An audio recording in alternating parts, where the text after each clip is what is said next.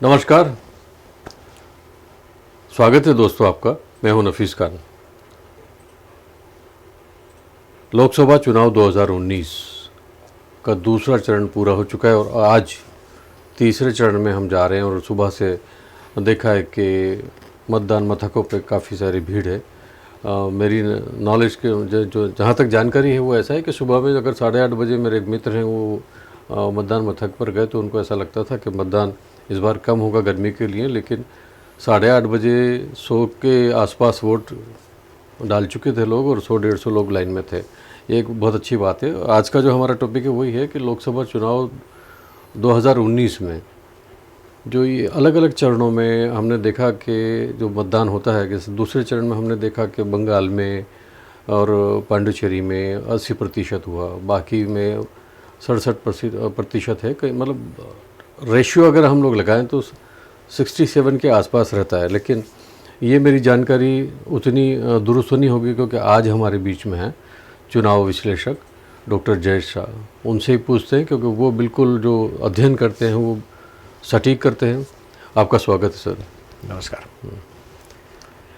अब जैसे कि अब आज हम लोग ये जैसे 10 बजे हमने प्लान किया है कि आपसे बातचीत रिलीज़ करेंगे, तो 10 बजे तक का जो देखा कि आपने वो जो मित्र हैं वो यही थे, इनसे मैं बात कर रहा था।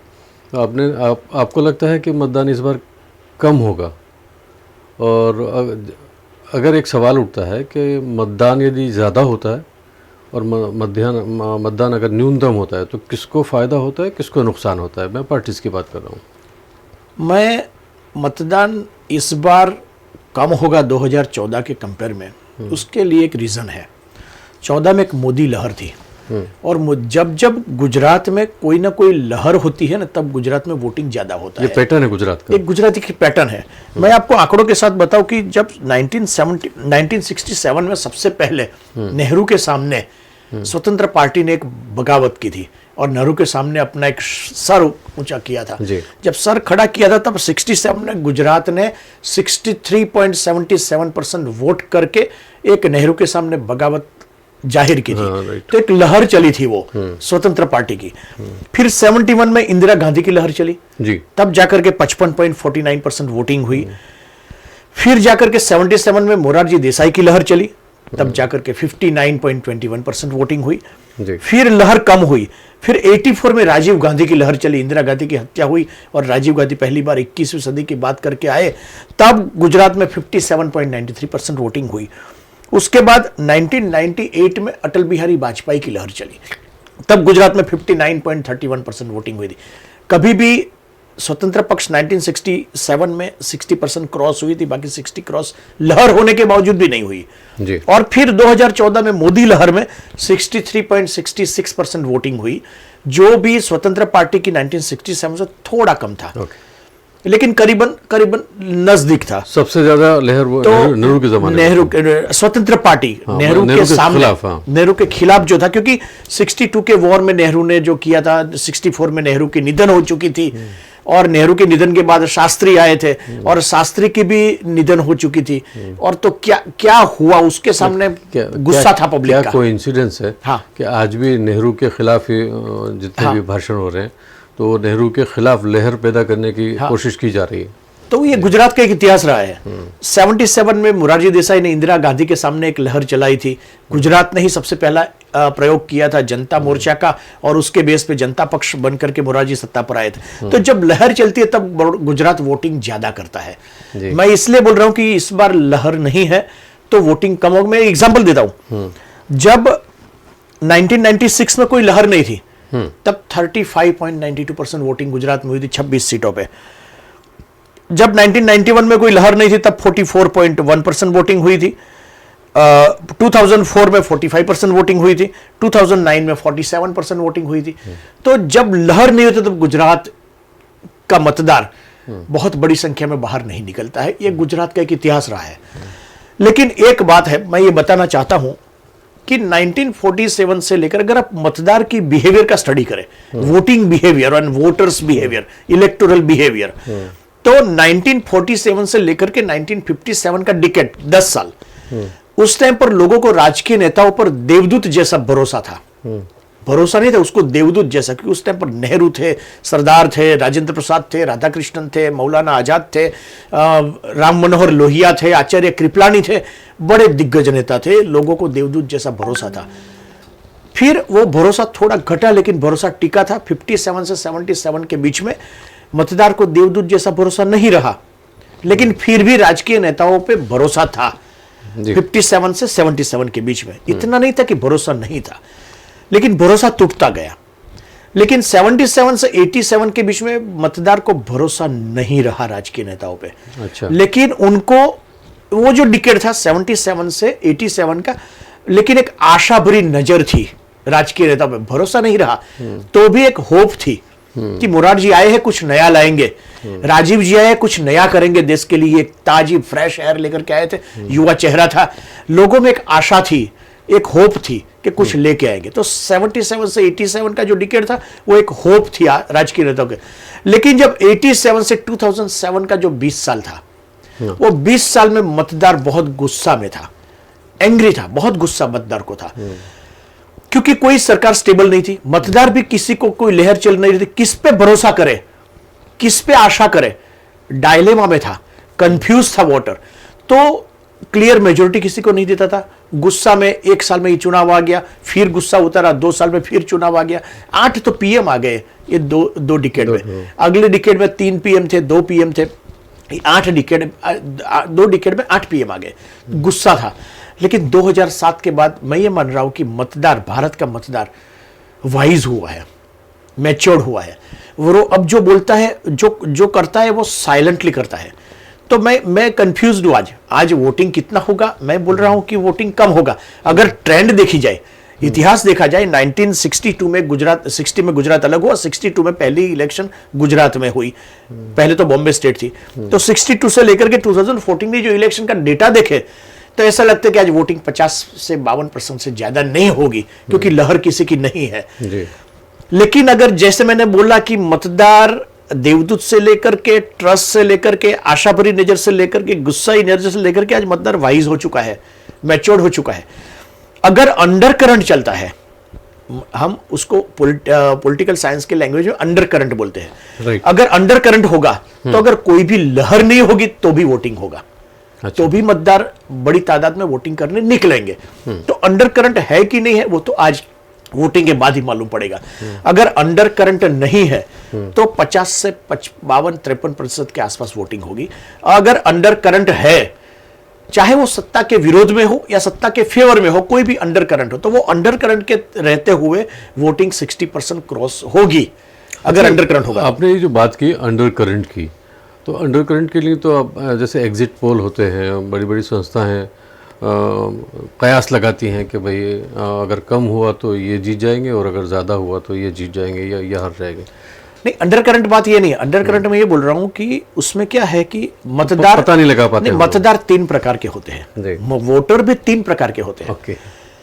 जैसे इलेक्शन डिक्लेयर होता है, 65% मतदार का उसी दिन निश्चय नक्की है, चाहे कितनी भी सभाएं मोदी कर ले या राहुल कर ले या कोई भी कर ले।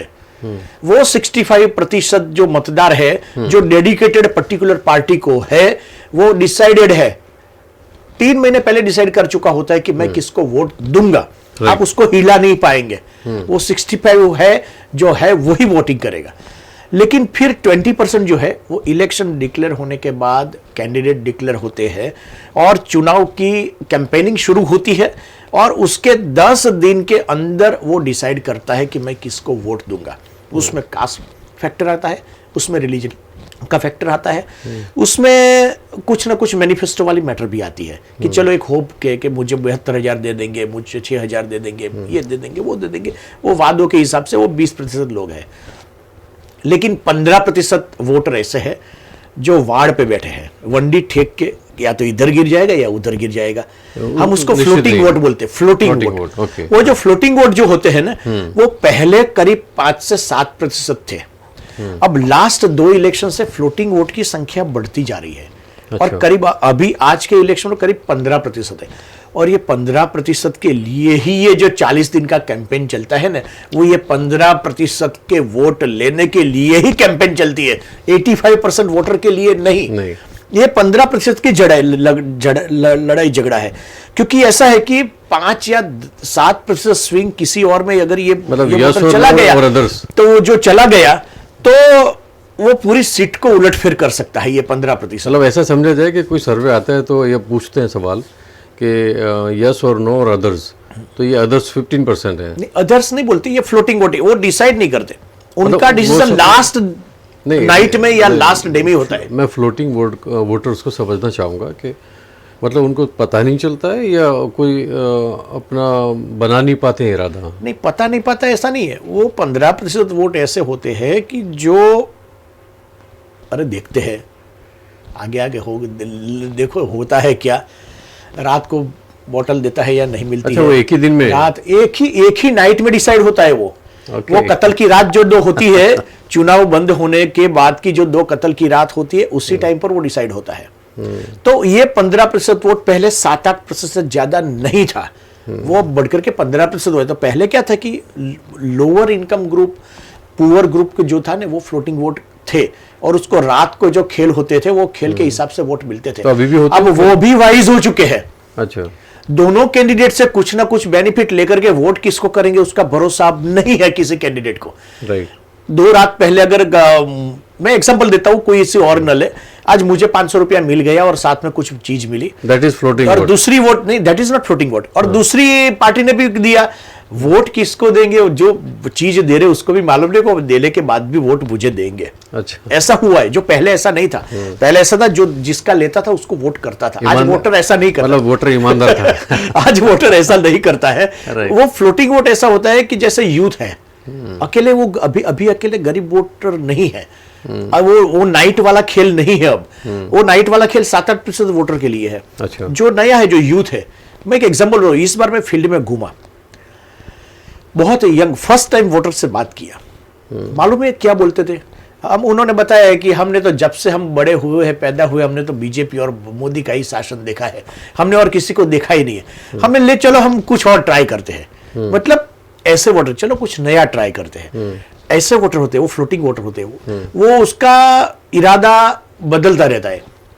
अगर आज 23 तारीख है, 20 तारीख को सोचे कि चलो इसको वोट दे, 2-4 लोग पान के गल्ले पे बैठे बोला कि अरे यार ये नहीं, ऐसा नहीं, तो फिर उसके मगज में चलो ठीक है, ये अपने निर्णय गलत लिया है, हम यहाँ जाएंगे। तो ये फ्लोटिंग, उसको फ्लोटिंग मतलब तैरता हुआ। अच्छा, एक और सवाल था कि इन्फ्लुएंस्ड, प्रभाव में आके वोट देते थे एक ज़माने में, कि किसी धर्मगुरु ने कहा और वोट दे दिया, या पेरेंट्स डिसाइड करते थे कि इसको वोट देना है। तो अभी मैं भी देख रहा हूँ कि वो चेंज आया है कि अगर वालिदैन या माता पिता कहते हैं कि तने मतलब इस पार्टी को देना है, तो वो कहाँ तक है अभी? जैसे मैंने कह दिया वोट डाल दो। यही मुद्दे पर 2007 की गुजरात असेंबली इलेक्शन, 2009 का पार्लियामेंट इलेक्शन, 2010 का लोकल इलेक्शन, 2012 का असेंबली इलेक्शन, 2014 का पार्लियामेंट इलेक्शन और 2015 का लोकल इलेक्शन, इतने इलेक्शन में हमने पूरा डिटेल सर्वे किया है पूरे गुजरात में। Centre for culture and development की ओर से हमने सर्वे किया। हमने उसमें स्पेसिफिक एक क्वेश्चन रखा था, क्या आप स्वतंत्र मतदान करते हो? अगर हाँ और ना, अगर ना तो आपके परिवार में मतदान देने से पहले कुछ डिसाइड होता है किसको वोट देना? अगर हाँ तो आप उसको मत दिया है, उसके अलावा आपने स्वतंत्र रूप से मत दिया है। आपके ऊपर किसी कास्ट वालों ने प्रेशर दिया था कि आप इसको मत दो, किसी धर्मगुरु ने बता दिया। हम क्वेश्चन, पूरा सेट ऑफ क्वेश्चन था। बहुत ताज्जुब की बात है, 2007 से लेकर के 2014 में खाली 7 साल में उसमें काफी बदलाव आया है। 2000 की जब बात करें, आज से 20 साल पहले की, तो 2000 में जब 2002 में 2002 में इलेक्शन हुई थी शायद गुजरात विधानसभा की, और 2002 की विधानसभा इलेक्शन की बात करें और 2007 की बात करें और 2019 की पार्लियामेंट इलेक्शन की बात करें, 12 और 19 के बीच में काफी बदलाव है। 2000 से पहले ऐसा था कि अगर एक ज्ञाति डिसाइड कर दे कि हमें वोट इसे देना है, तो वोट वहां पर 70% उसके हिसाब से वोट पड़ते थे। आज ऐसा नहीं रहा है। अब सब बंट गए। या independent अब हो गए? इंडिपेंडेंट हो गए। मैं हमेशा एक तेतर की बात करता हूं।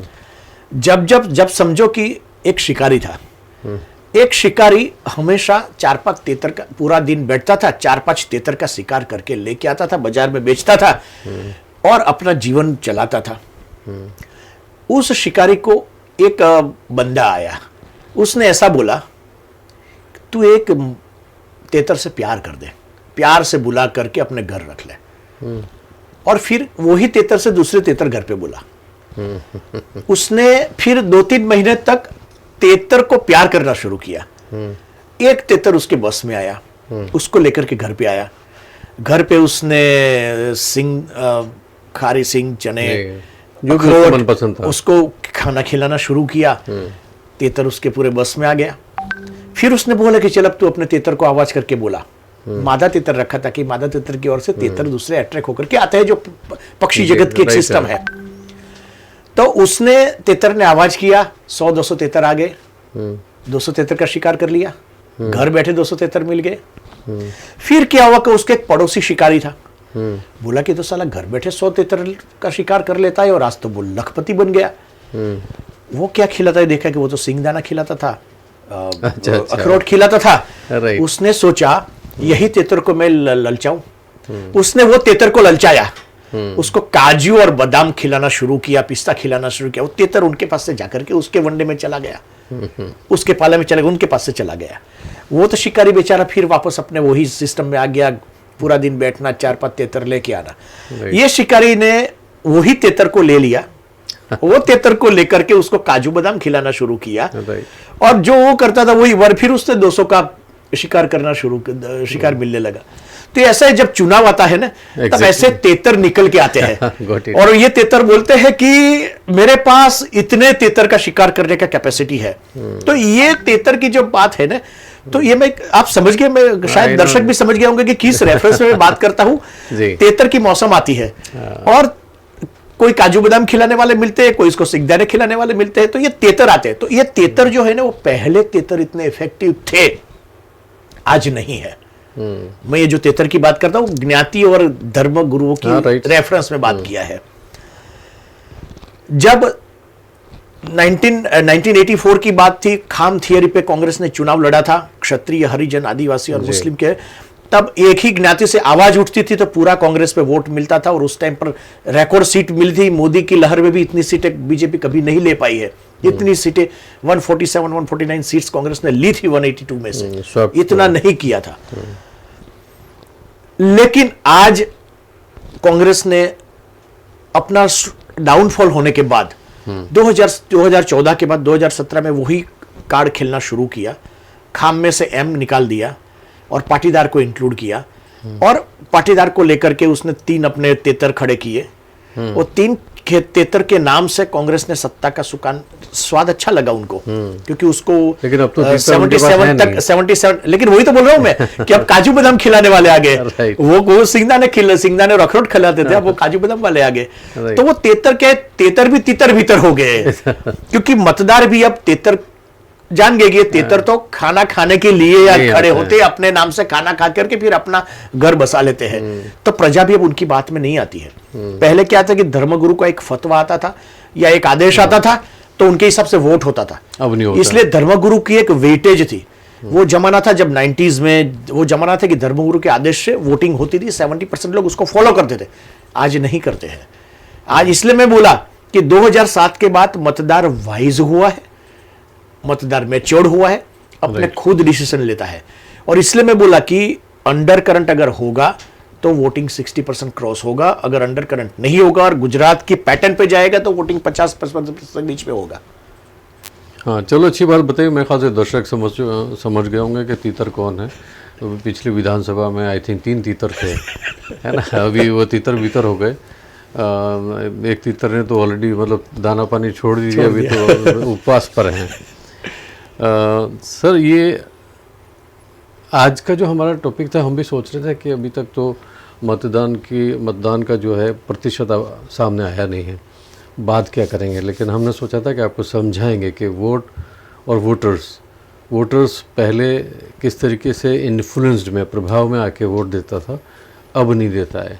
तो जो भी अगर इस शंका कुशंका या वहम में है कि मैंने कहा और 4 लोग वोट देंगे, नहीं, लेकिन एक वर्ड निकल कर आया है, जो निकल कर यानी था ही अंडर करंट, उसमें अच्छे अच्छे विश्लेषक और एग्जिट पोल फेल हो जाते हैं। ये एग्जिट पोल फेल होने वाली बात एक मरतबा और बता दें मुझे कि मतलब पूरा आप सैंपल लेते हैं, फिर सैंपल लेने के बाद में पता चलता है कि बिल्कुल विरुद्ध। एग्जिट पोल क्या होता है? जब वोटर बूथ से वोट दे के बाहर निकलता है, तो बूथ से बाहर निकलने के बाद 200 मीटर के डिस्टेंस के आसपास वोटर को पूछा जाता है आपने किसको वोट दिया, एक स्लिप दी जाती है, उस स्लिप पे वो लिख करके वो जैसे बैलेट बॉक्स होता है उसमें डाल देता है। आज वोटर इतने वाइज हुए हैं, मैं बोला आपको पहले कि वोटर पहले देवदूत मानते थे, फिर होपफुल थे, फिर एंग्री थे, अब वाइज हुए हैं। अब किसको वोट दिया वो एग्जिट पोल वालों को भी नहीं बताता है, सच नहीं बताता है, और इसी वजह से एग्जिट पोल फेल होती है। मतलब वोटर झूठा हुआ या बुद्धिमान हुआ? बुद्धिमान हुआ है वोटर। कि मैं क्यों बताऊं? हाँ, राइट। आप जब ईवीएम मशीन से काउंटिंग जब हो ना, तब देख लो, आप मुझे क्यों पूछते हो अभी? अच्छा, और एक सवाल है कि 57 से आपने बात किया कि पहला चुनाव उस वक्त हुआ था 51 में पहला चुनाव, 47 से 57 की बात किया मैंने, 57 से 77, 51 से मतलब 57 में अपना हुआ था। तो उस वक्त जो खर्च हुआ करता था 5 करोड़ था, अब वो बढ़कर 5000 करोड़ हो गया। अभी का अगर आप आंकड़ा देखें, लेटेस्ट में किसी अखबार की बात कर रहा था, तो उसमें 5000 करोड़ का बजट है गवर्नमेंट का, गवर्नमेंट ऑफ इंडिया का या भारत सरकार का। तो ये जो बजट बढ़ा, पहले तो बैलेट पेपर था, बॉक्सेस भिजवाया करते थे, तो ये धीरे धीरे देखा तो बाद में 7 करोड़ हुआ, 7 का 10 करोड़ हुआ, 10 के बाद में बढ़ता ही जा रहा है, और अब तो 5000 करोड़। तो ईवीएम आने के बाद भी 5000 करोड़ कैसे हुआ? उसमें यह है कि 7th पे कमीशन आया। पॉपुलेशन बढ़ी या? पॉपुलेशन तो बढ़ी ही। जैसे मैं आपको एक बात बताऊं, गुजरात में जब आप 62 में पहला इलेक्शन हुआ था गुजरात में, पहले बॉम्बे स्टेट में होता था, तो 10,960 पोलिंग स्टेशन थे। आज 2014 के इलेक्शन में 45,383 पोलिंग स्टेशन थे। काफी चेंज, तो करीब 5 टाइम्स पोलिंग स्टेशन हो गए। एक पोलिंग स्टेशन में अगर आप 10 रख लो स्टाफ, तो अगर पोलिंग स्टेशन की संख्या 5 टाइम्स हो गई तो स्टाफ की संख्या भी 5 टाइम्स हो गई। पहले इलेक्शन में इतनी सेंसिटिविटी नहीं थी। आज most sensitive booth, highly sensitive booth कितने हो गए? तो सिक्योरिटी की अरेंजमेंट इतनी ज्यादा करनी पड़ती है, सिक्योरिटी का ट्रांसपोर्टेशन खर्च जो होता है उसी खर्च उसको 5 गुना 10 गुना खर्च हो गया है। तो आपकी बात सही है, क्योंकि जैसे जैसे पॉपुलेशन बढ़ी, 1962 में 1 करोड़ मतदार भी नहीं थे गुजरात में। अच्छा, हाँ। और आज 4.5 करोड़ मतदार है। ओके, हाँ। तो वो रेशियो में आया, 1 करोड़ भी नहीं था। तो 51 से आप बात करें तो 5 करोड़ से सीधा 5000 करोड़, तो 1000 उसमें करोड़। संख्या कॉस्ट इतनी नहीं बढ़ी। एक बात कहने की होती है। अच्छा, ऐसा है। जब 51 में कितनी पॉपुलेशन थी और आज कितनी पॉपुलेशन है, वोटर कितने थे, आज कितने वोटर है, वो नहीं कि नहीं। मैं खाली गुजरात का एग्जांपल लेते हैं। आप 62 में गुजरात में 1 करोड़ वोटर भी नहीं थे, 95 लाख वोटर थे, और आज 4.5 करोड़ वोटर है। तो 4.5 टाइम्स वोटर बढ़ गए। तो जैसे 4.5 टाइम्स वोटर बढ़ गए, वैसे 5 टाइम्स पोलिंग स्टेशन भी बढ़ गया। तो ऑफ कोर्स अगर 5 टाइम्स बढ़ गया तो खर्च भी 5 टाइम्स बढ़ेगा। हाँ, उम्मीदवार को लड़ने का खर्च भी पहले से मुकाबले, पहले उम्मीदवार को पार्टी पे इतना भरोसा था। मैंने बोला 51 से 57 में, 57 से 77 में तो ज्यादा खर्च नहीं करना पड़ता था। अब तो उनको मनाने के लिए, वोटर को मनाने के लिए खर्च करना पड़ता है। तो भी ऐसा भरोसा नहीं है कि इतना खर्च करने के बावजूद वो वोटर मुझे वोट देगा कि नहीं जी। तो एक खर्च इसलिए बढ़ता जा रहा है। चलिए, अभी मैं ख्याल से सभी मुद्दों पे हमने चर्चा की। आखिरी सवाल, फिर हम लोग इस चर्चा को ख़त्म कर देंगे। मुद्दे की बात रह गई। मैं ये जानना चाहता था कि अगर अधिक या न्यूनतम मतदान होता है तो किस पार्टी को फ़ायदा होगा, जैसे जो सत्ता में है वो, या विपक्ष को? जैसे कम मतदान हुआ तो विपक्ष, मतलब ये जो कांग्रेस है उसको फ़ायदा होगा या भारतीय जनता पार्टी को होगा? मैं उसमें 3 क्लासिफिकेशन करना चाहता हूँ। बहुत कम मतदान, जी, कम मतदान, न्यूनतम, हाँ, एवरेज मतदान, जी, हाँ, और 60% के आसपास। 3 भाग, मैं 3 भाग में भेजता हूँ। हाँ, ठीक है। अगर कम मतदान मतलब 40% से कम हुआ या 40% के आसपास वोटिंग हुई, तो जिसकी बूथ मैनेजमेंट पावरफुल है उसको फायदा ज्यादा रहेगा। मैं गुजरात का एक एग्जांपल दिखाता हूँ। बूथ मैनेजमेंट यानी जो लेकर आते हैं नहीं, मैं बूथ मैनेजमेंट की बात करता हूँ। मैं आपको पहले एग्जांपल देते थे, फिर बूथ की बात करते हैं। गुजरात में 1996 के इलेक्शन में 35.92% वोटिंग हुई थी। जस्ट 35.92, मतलब 36% वोटिंग हुई थी। लेकिन उस टाइम पर भारतीय जनता पार्टी को 48.52% वोट मिले थे। अच्छा। और कांग्रेस को सिर्फ 38% वोट मिले थे। 10% कम मिले थे। Bharatiya Janata party booth management, जो भारतीय जनता पार्टी इतनी इलेक्शन जीतती है ना, जब इलेक्शन के रिजल्ट के बाद ईवीएम की बातें आती है, एक्चुअली बातें बूथ मैनेजमेंट की होती है। भारतीय जनता पार्टी की बात करें तो सबसे पहले 1 बूथ 10 यूथ की योजना लेके आए थे नरेंद्र भाई, जब गुजरात में थे जी। तो एक बूथ पर 10 यूथ चाहिए। फिर पेज प्रमुख की बात आई, मतलब जो वोट जो इलेक्टोरल बुक होती है ना हर एक बूथ की, उसमें एक पेज आता है। एक पेज पे करीब 30 नाम होते हैं। तो पेज प्रमुख की बात है, मतलब एक पेज का एक प्रमुख और 30 लोगों के ऊपर 30 लोगों के ऊपर एक प्रमुख। फिर 2014 के चुनाव में अर्ध पेज प्रमुख की बात लेके आए।